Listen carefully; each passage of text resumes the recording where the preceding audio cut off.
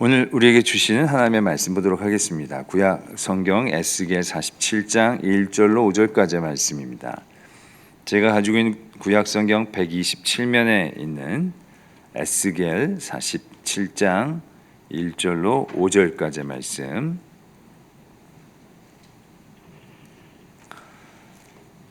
에스겔 47장 1절로 5절까지의 말씀, 저와 여러분들이 한 절씩 교독 드리도록 하겠습니다. 그가 나를 데리고 성전 문에 이르시니 성전의 앞면이 동쪽을 향하였는데 그 문지방 밑에서 물이 나와 동쪽으로 흐르다가 성전 오른쪽 제단 남쪽으로 흘러 내리더라.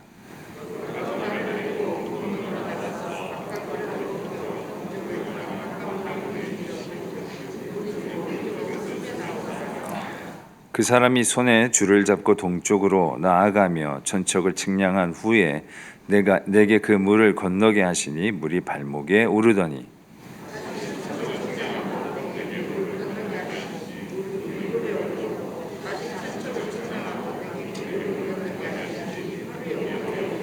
함께요. 다시 천척을 측량하시니 물이 내가 건너지 못할 강이 된지라.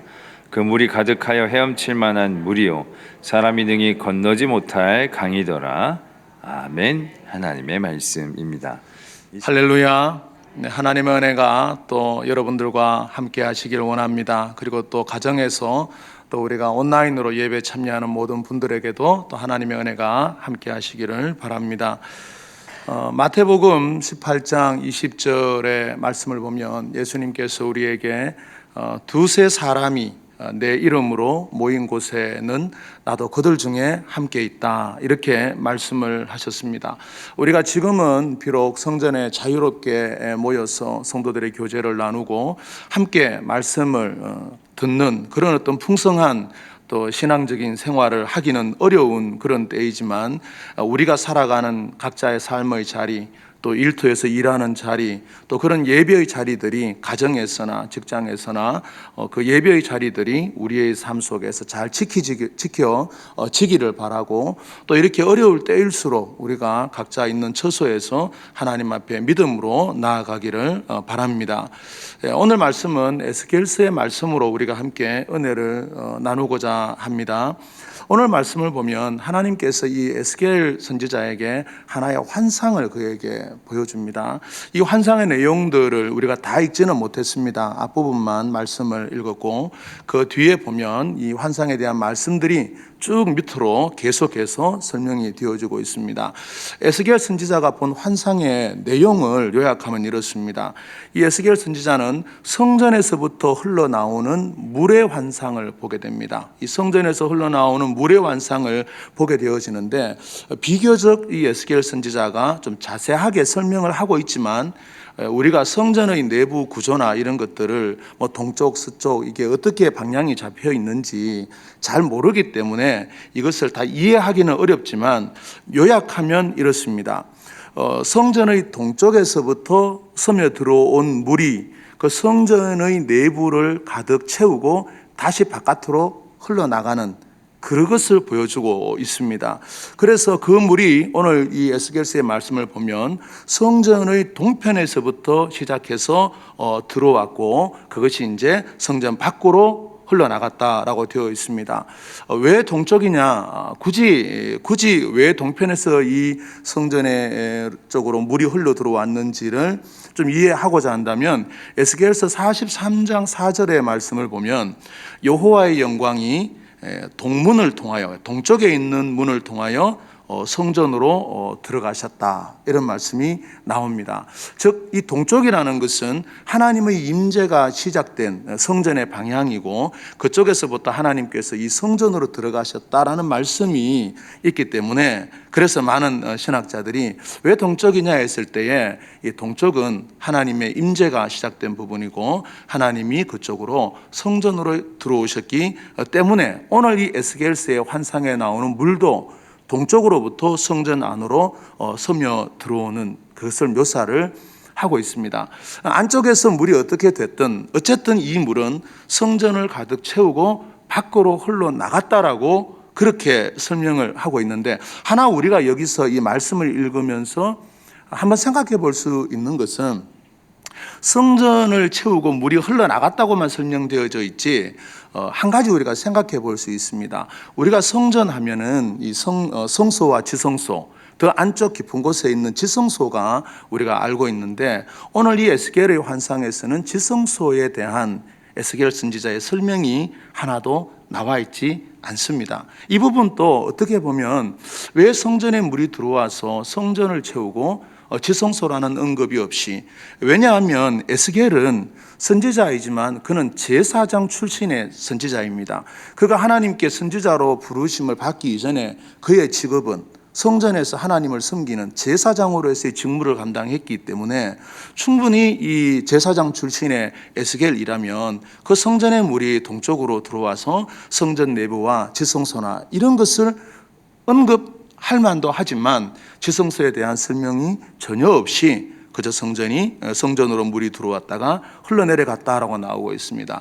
이 부분에 대해서 우리가 생각해 볼 수 있는 것은, 많은 신학자들도 그런 이야기를 하지만 예수 그리스도께서 십자가에서 못 박혀 죽으시는 사건이 그 이후에 오래전에 엄청난 많은 시간이 흐른 다음에 있었던 일이지만, 예수님께서 죽으심으로 성소와 지성소를 구분하는 그 휘장이 찢어졌으므로 에스겔이 이 환상을 하나님께서 보여주실 때 그는 이 지성소와 성소를 구분하지 않고 하나로 통일되어져 있는 성소를 바라보았던 것이다, 그렇게 해석하는 걸 봤어요. 그거 참 저는 좀 은혜가 되고, 정말 하나님께서 벌써 수천 년 전에 이 환상을, 이 생명의 강물이 흘러넘치는 이 그 환상을 보여줄 때에 이미 지성소와 또 성소가 구분되지 아니하는 그러한 성전을 보여주셨다라는 것을 또 알고 또 은혜가 되었습니다. 오늘 본문에서 이어지는 말씀을 우리가 이제 뒤에 읽지를 못했지만, 그 말씀들을 보면 성전에서 스며져 나온 작은 물이 흐르고 흘러서 결국은 강이 되어지고, 그 강이 나중에 더 흘러 들어가서 바다로 들어가는 것까지 설명이 되어지고 있습니다. 그리고 이 강물이 흘러가는 곳마다 식물들이 살아나고, 또 그리고 생물이 살아나고, 그래서 숲이 되어지고, 많은 짐승들이 와서 거기서 물을 먹고 강이 살고, 또 강이 사니까 그곳에서 어부들이 나타나서 사람들이 고기를 잡으면서 사람이 살고, 또 그 강물이 계속 흘러가서 바다로 들어가서 바다를 살리는, 거기까지 이어지고 있는, 어떻게 보면 굉장히 멀리 내다보고 또 굉장히 성전에서 시작된 이 물이 큰 바다까지 살리는 그러한 하나님의 역사로 우리에게 말씀이 전해지고 있습니다. 오늘 이 말씀을 볼 때에 저는 이런 생각을 합니다. 이 놀라운 역사, 하나님께서 생명을 살게 하고 그것이 결국은 식물과 동물뿐만이 아니라 우리의 영혼과 우리의 생명까지도 살게 하시는 그 하나님의 놀라운 구원의 역사가 어디에서부터 시작되었는가 하는 것을 오늘 말씀에서는 에스겔의 환상을 통해서 정확하게 보여주고 있습니다. 저는 어쩌면 이 하나님께서 에스겔을 보여준 이 환상의 긴 내용들 중에서 저에게 가장 중요한 부분이 어딜까? 한번 저는 저에게 하나를 선택하라고 한다면, 저는 후반부보다도 이 생명의 역사를 이루어내는 하나님의 생명수의 강이 성전에서부터 시작되어졌다는 것, 그 출발점이 성전이라는 것이 저는 또 하나의 은혜가 되어졌습니다. 우리의 신앙생활은 성전에서부터 시작을 하죠. 우리가 가정이나 직장이나 살아가는 삶의 자리에서 다 신앙생활을 하지만, 우리의 신앙생활의 그 출발점, 또 그리고 우리에게 주시는 그 하나님의 은혜의 시작점이 어디일까라고 생각해 본다면, 당연히 이 성도들이 사모하는 은혜의 출발점은 성전에서부터, 그리고 성전에서 드려지는 예배로부터 하나님의 은혜가 시작되어진다, 저는 그렇게 믿습니다. 아마 여러분들도 성전에 와서 예배 드리는 것이 지금처럼 이렇게 행복하고 이렇게 의미 있고, 어떻게 보면 성전에서 올라와서 예배 드린다는 것이 이렇게 사모되어질 때가 잘 없지 않습니까? 코로나로 인해서 우리가 성전 예배가 많이 자유롭지 못해서 속상한 면이 많이 있지만, 한편으로 생각하면 많은 성도들이, 또 많은 교회들이 이 성전의 중요성, 우리가 예배를 드리는 그 자리를 어떻게 지켜나가는지에 대해서 우리에게 큰 은혜를 주고 있는 것은 사실입니다. 그래서 저는 오늘 이 에스겔서의 말씀을 통해서 성전과 성전에서의 예배는 성도들에게 은혜의 시작점이다, 출발지다, 그렇게 말씀을 드리고 싶습니다. 오늘 말씀의 생명수의 강물이 이 성전에서 시작돼서 쭉 흘러갔는데, 우리가 코로나로 성전에 올라오지 못하게 되었을 때 우리 많이 안타까워했죠. 그래서 가정에서 예배를 드리고 또 영상으로 예배를 드리고, 처음에는 그것이 이상했습니다. 이거 언제까지 가정에서 예배를 드리고 인터넷으로 예배를 드리고, 그렇게 생각을 했지만 조금씩 시간이 흘러가면서 사람의 마음이 참 간사합니다. 편리해지는 것에 대해서 익숙해져 가는 거죠. 그래서 이렇게 예배를 드리는 것도 어떤 사람들은 뭐 괜찮네, 집에서 이렇게 같이 영상을 보고 예배 드리는 것도 이것도 은혜가 되네, 이렇게 생각이 되어지고, 또 영상 예배를 드리니까 한편으로는 날씨도 춥고 코로나의 위험도 좀 피해갈 수 있으니까 한편으로는 좀 편하네, 이런 생각도 여러분들 조금 하셨죠? 저도 목사지만 교회에 이렇게 갔을 때, 와, 오늘 성도들이 코로나가 많은데 가득 차 있으면 어떡하나 싶은 그런 좀 엉뚱한 생각을 하게 되는 것을 제가 보면서, 목사가 이런 생각을 해도 되나, 이런 생각도 했지만, 많은 성도들이 처음에는 우리가 성전에 가야지나 생각을 하고 가지 못하는 것을 안타까워했지만, 시간이 지나면서 자연스럽게 성도들이 인터넷으로 가정에서 예배를 드리는 것을 너무 자연스럽게 받아들이는 것을 또 보게 되었습니다. 우리가 그렇지만 우리의 속마음은 어떻습니까? 성도들의 속마음은 안 그렇죠. 속마음은 성전으로 가고 싶은 겁니다. 좀 약간 위험하고 걱정돼도 성전에서 그 찬양대가 찬양을 부를 때 말입니다. 기도하고 성령하고 할 때 그걸 좀 은혜를 받고, 또 강단에서 직접 선포되어지는 것을 또 담임 목사님의 그 얼굴을 보면서 이게 소통을 하면서 말씀을 듣고 싶은 그런 생각들이 우리 마음에 들어오게 되는 것입니다. 그래서 성전에서 선포되는 말씀을 듣고 싶어 하는 그 마음, 그것이 어떻게 보면은 성도들의 참 마음이라고 할 수 있겠죠. 지금은 답답하게 우리가 올라오지 그런 못하는 상황이지만, 아마 많은 성도들의 가슴 속에는 성전을 사모하는 마음이 있는 것입니다. 성전으로 올라가서 거기서 내가 하나님 앞에서 예배를 드리고 싶은 그런 마음이 우리에게 있는 것입니다. 어떻게 보면 우리는 이런 생각을 할 때도 있습니다. 코로나가 심해지면 믿음이 약한 사람들이나 또 우리가 너무 편리한 쪽으로 우리가 이렇게 한쪽으로 치우치다 보면은 교회를 굳이 가지 않아도 된다고 생각되어지는 생각이 들어올 수 있습니다. 그리고 어디든지 다 예배의 장소인데, 한두 사람이 내 이름으로 모인 곳은 다 성전이라고 했고 예배의 장소라고 했는데, 집이면 어떻고, 들판이면 어떻고, 공원이면 어떻고, 휴가를 갖는 장소면 어떻고, 뭐 이렇게 우리가 생각을 할 수가 있습니다. 그러다 보면 우리 속에 꼭 성전으로 갈 필요가 있는가, 이런 생각이 들어올 때가 있죠. 그런 유혹을 받을 때가 있습니다. 저는 그것은 우리에게, 성도들에게 유혹이고 영적인 시험이라고 저는 생각합니다. 예수님께서 광야에서 공생애의 삶을 시작하기 전에 예수님이 사단에게 받았던 시험을 보면은 그 시험은 대단한 시험이 아니었어요. 아주 상식적이고 아주 쉽게 이해할 수 있는 그런 시험이었죠. 이 돌로 배가 고프시니까 떡을 하나 만들어 드시라고. 배고프면 라면이라도, 요즘 우리 같으면은 아이들 배고프면 라면 하나 끓여 먹고 그냥 뭐 찾아 먹고, 그것처럼 어떻게 보면 배고픈 예수님이 금식 기도도 끝나갈 즈음이고 이제 뭔가를 좀 자기 허기진 배를 채워야 되는 그 시점에 사단이 와서 주는 시험은 어쩌면 오늘 우리가 수없이 겪고 있는 그 시험의 하나의 원형일지도 모른다는 거죠. 우리는 정말 합리적인 이유로 이 정도는 괜찮겠지, 이쯤이야라고 생각되는 많은 것들로 우리는 예수님이 받았던 그 시험의 연속선상에서 우리는 영적인 유혹과 시험을 받고 있습니다. 그래서 예수님께 이 돌로 떡이 되라고 했을 때 충분히 이해가 될 만한 그러한 해결책이었지만, 예수님은 그걸 거부하시는 거죠. 할 수 있지만 거부하십니다.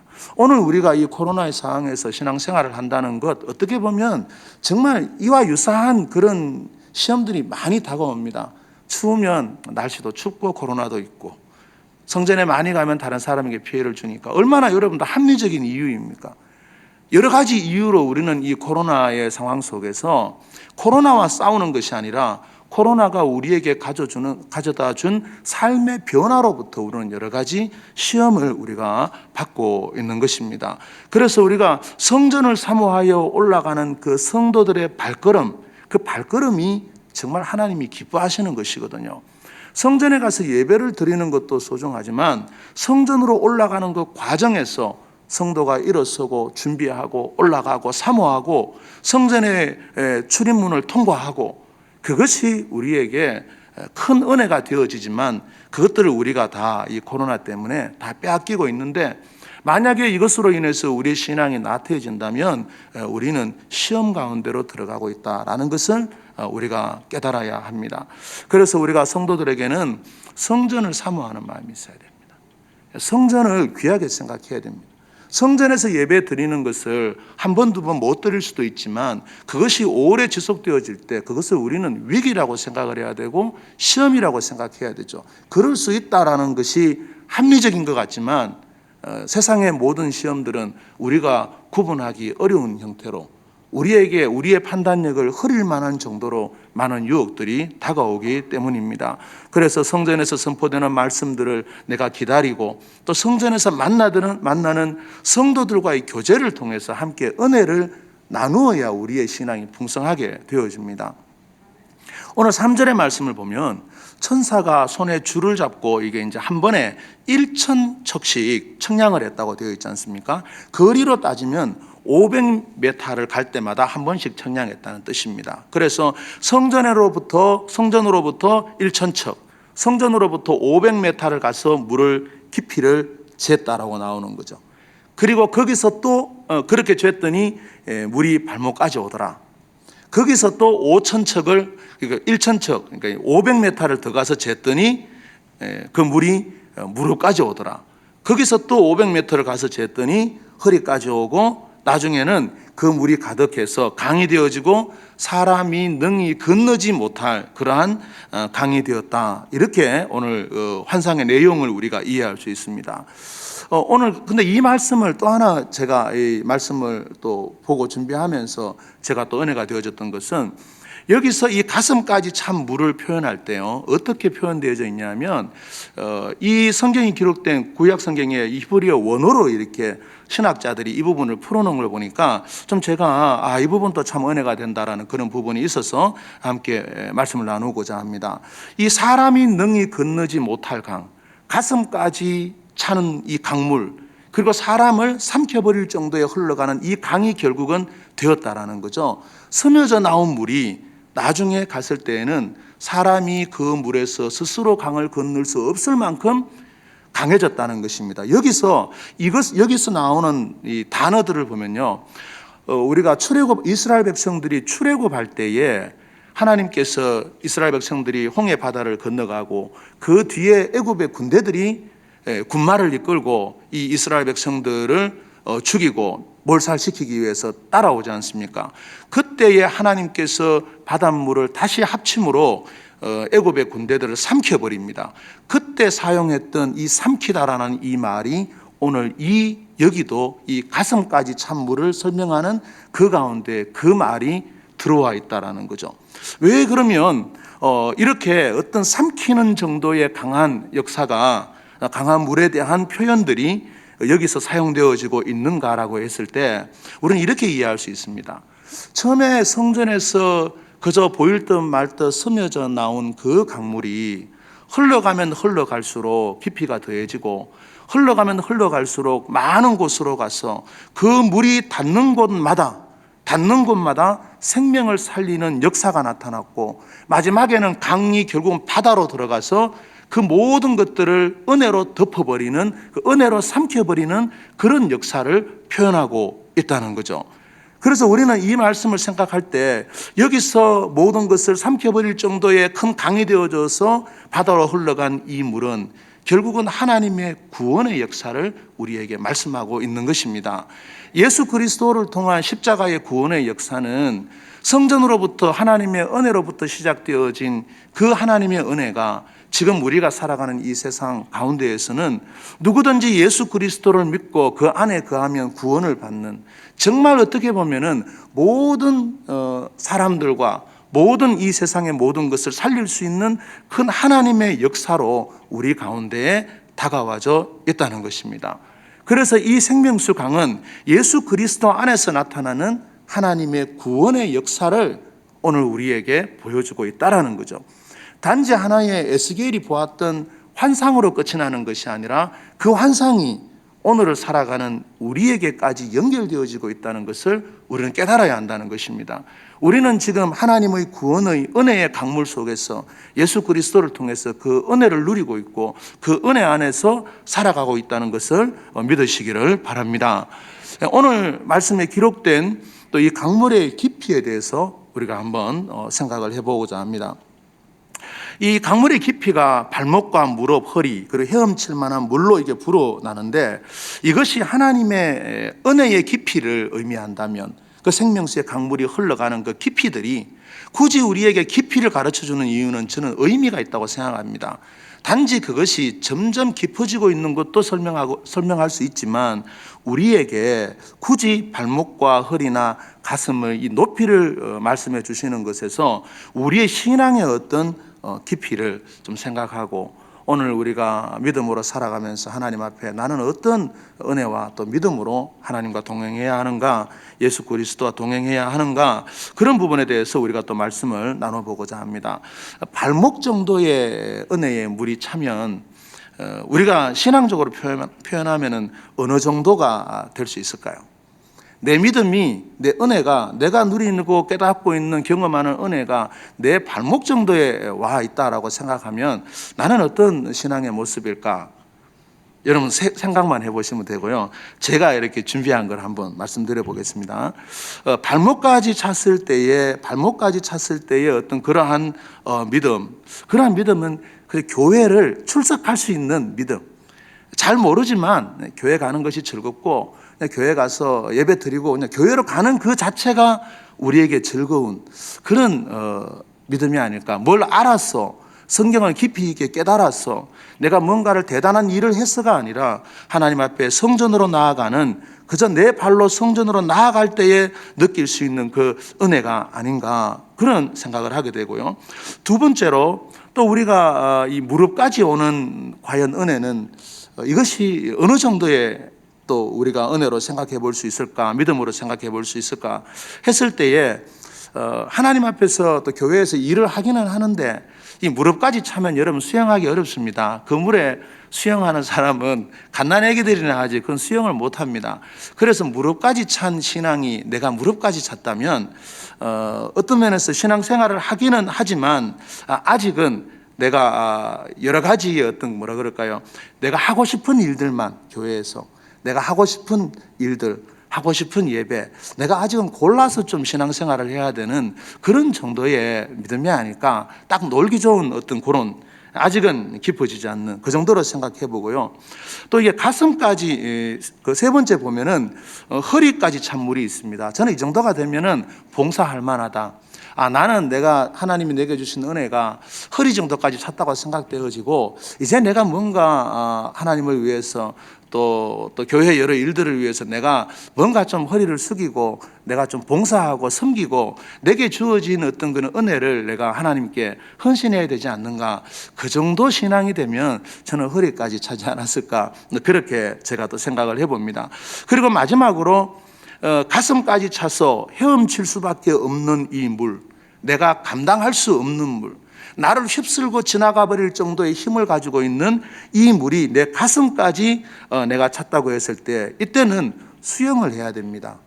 걸어갈 수 없습니다. 수영을 하는 것이 더 편하고 그 물에다가 우리를 온전히 맡겨야만이 우리가 그 물 위에 뜰 수 있는 것이죠. 가슴까지 물이 밀려오는데 우리가 거기에 서 있는다는 것이 어려운 것처럼, 하나님의 은혜가 우리에게 가슴까지 밀려오고 말씀도 기도도 교회 생활도 모든 것이 나에게 은혜가 되어지고 무엇이든지 주님 앞에 헌신하고 싶은 그런 마음들이 내게 밀려오고 어려운 일을 당해도 그냥 하나님께서 책임져 주시겠지.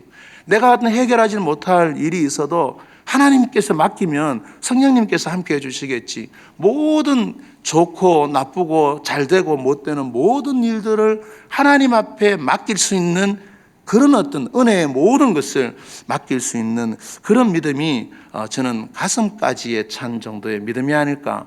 그저 은혜의 나를 맡겨버리는 것이죠. 사랑하는 성도 여러분, 제가 이것으로 이 발목이나 이런 깊이로 제가 저나 여러분들의 신앙을 어떤 평가하자는 것이 아닙니다. 어떤 사람은 발목이고 어떤 사람은 무릎이고 이것을 굳이 어떤 결정 지으려는 것이 아닙니다. 하나님 앞에서 우리의 믿음의 모습과 우리의 신앙의 수준을 한번 돌아보자는 그런 뜻입니다. 기왕이면 우리가 하나님 앞에서 우리의 믿음과 우리의 모습들이 기왕이면은 헤엄칠 만한 믿음으로 나아갈 수 있기를 축원합니다. 우리의 신앙이 늘 한 곳에 멈춰 있기보다는 이게 하나님께 모든 것을 맡기고 은혜에 내 몸을 던져서 수영할 수 있는, 여러분들 처음 수영을 배울 때에 물을 믿어야 되지 않습니까? 수영을 못 하시는 분들은 물을 믿지를 못합니다. 수영을 하려면 물을 믿고 나를 맡겨야 되는데 수영을 못 배우는 사람들은 다리를 물 위에 이렇게 들어 올리려고 하지 않지 않습니까? 물을 믿지 못하는 거죠.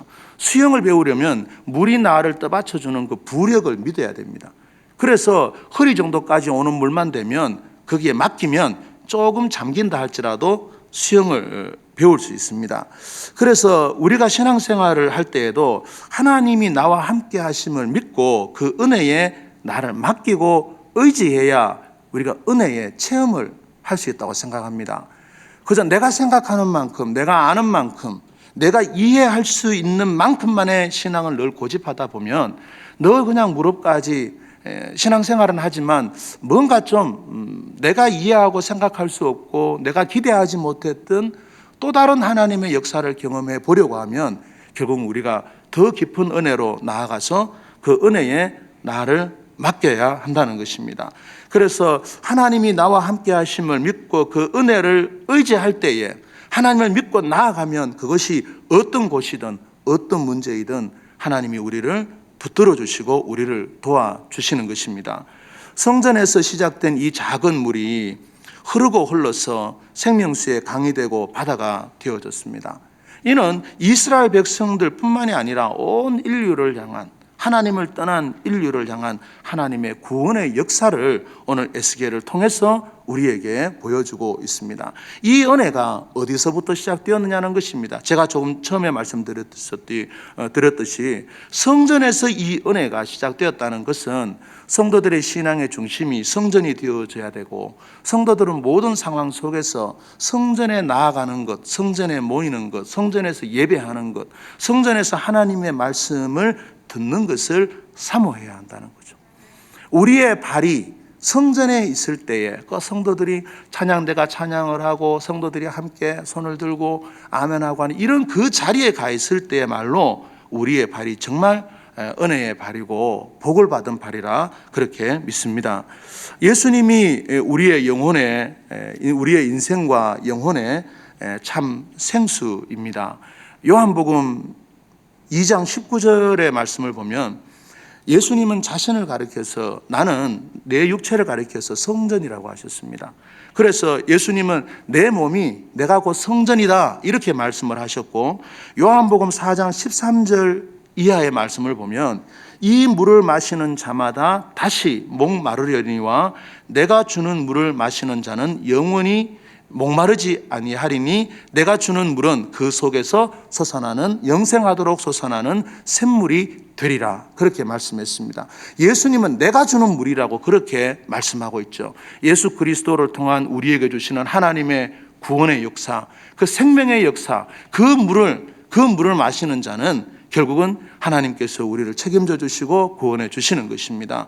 요한복음 7장 37절의 이하의 말씀도 이렇게 나옵니다. 예수님이 하신 말씀입니다. 누구든지 목마르거든 내게로 와서 마시라. 나를 믿는 자는 성경의 이름과 같이 그 배에서 생수의 강이 흘러 나오리라. 할렐루야.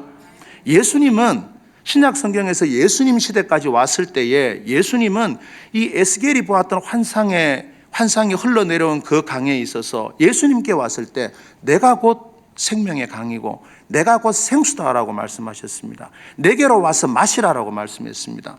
이 말씀은 우리가 오늘 읽은 에스겔의 환상으로 보여준 말씀과 예수님이 선포하신 말씀이 다르지 않다라는 거죠.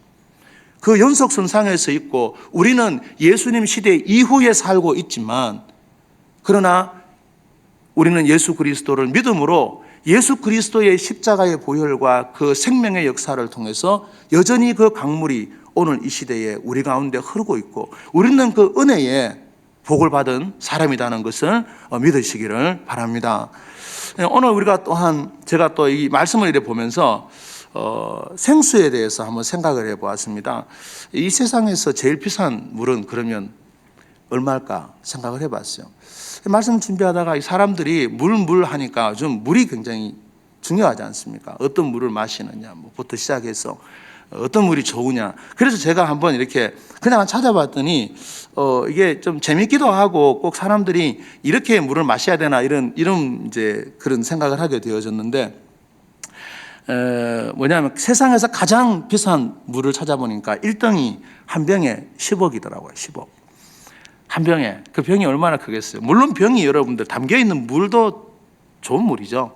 그러나 그 물보다 물을 담는 병이 뭐 다이아몬드가 박혀 있고 뭐 금으로 되어 있고 이러니까 이게 값이 많이 나가더라고요. 그리고 또 여러분들 이 10억인데 2등은 그 얼마냐? 물 한 병이 6억이었습니다. 6억. 제일 마지막에 10등이 5,700원 그렇게 되어 있었습니다.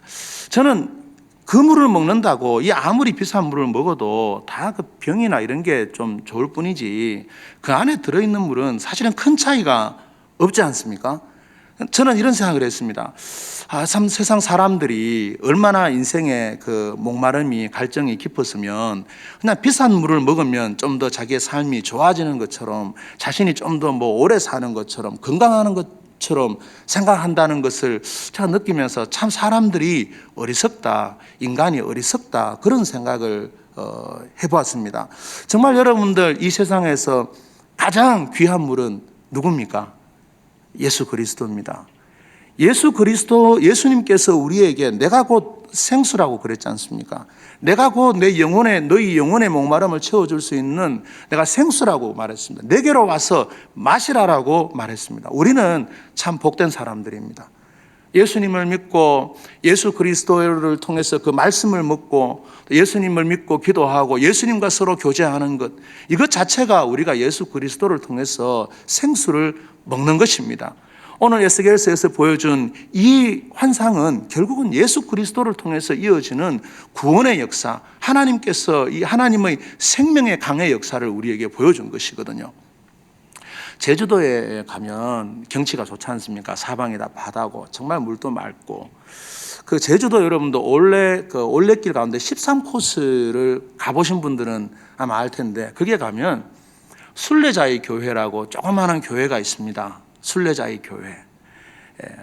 믿는 사람들보다 안 믿는 사람들이 가면서 더 많이 은혜 받는 곳인데 이렇게 걸어가는 이렇게 코스 길에 보면 그 순례자의 교회라고 조그마한 교회가 있습니다. 겨우 한 어른들 한 5, 6명이 들어가면은 간신히 그냥 부대끼며 앉을 수 있는 안에 규모가 2.4평입니다. 2.4평.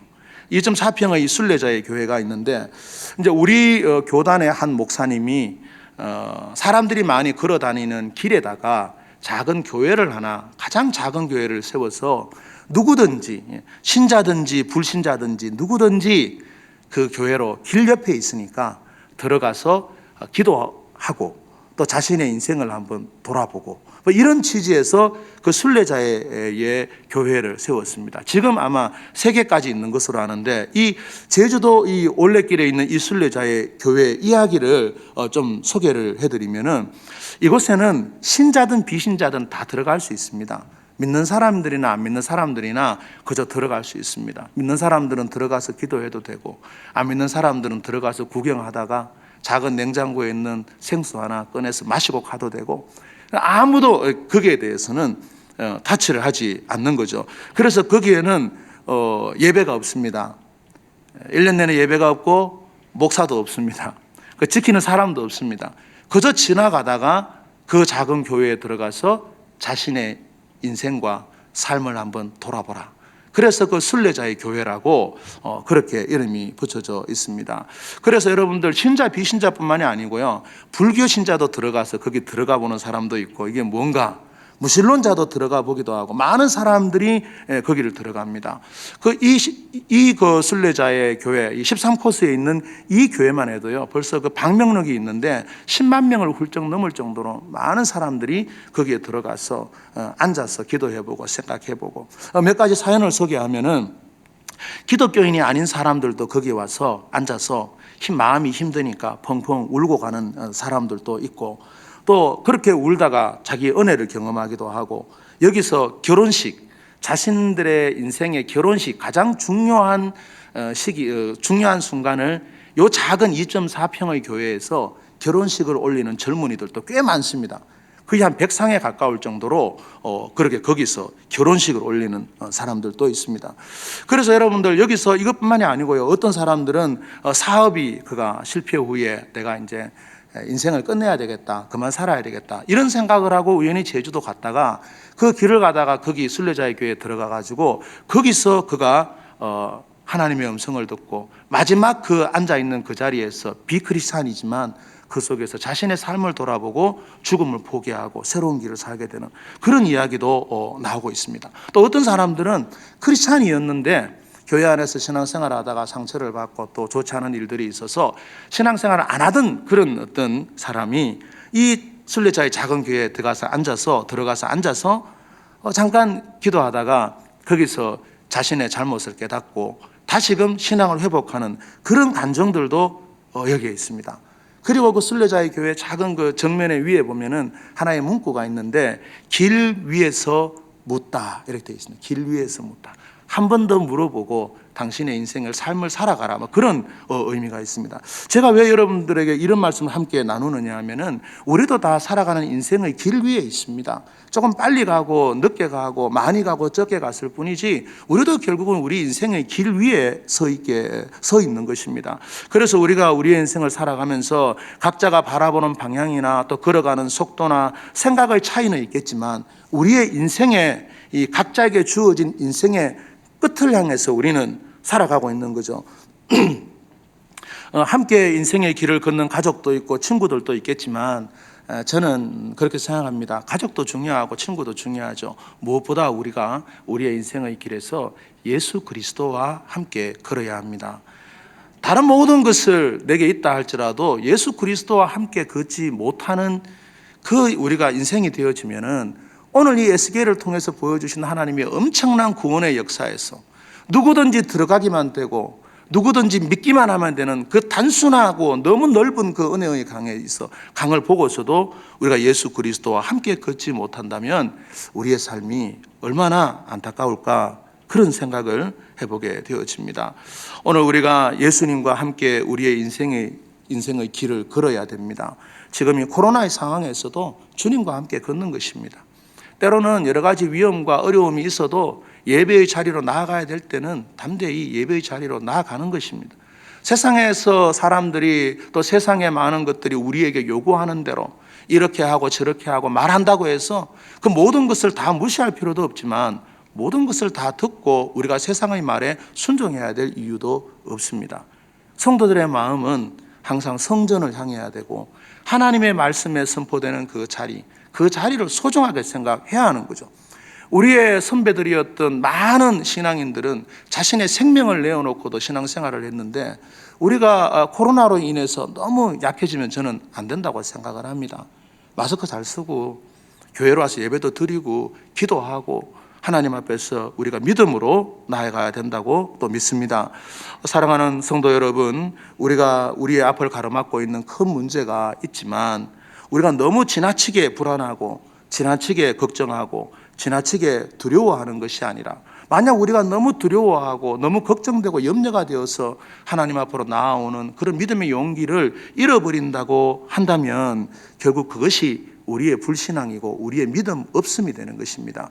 우리가 예수 그리스도 안에 있지만 우리의 신앙이 그저 발목을 겨우 담글 정도의 낮은 믿음으로 떨어지지 아니하고 좀 더 깊은 곳으로 주님께 나를 온전히 은혜의 강물에 맡겨버리는 그러한 깊이로 나아가는 믿음으로 우리가 바로 서야만이 이 코로나의 여러 가지 위기나 이런 상황에서 우리가 믿음으로 승리할 수 있는 것입니다.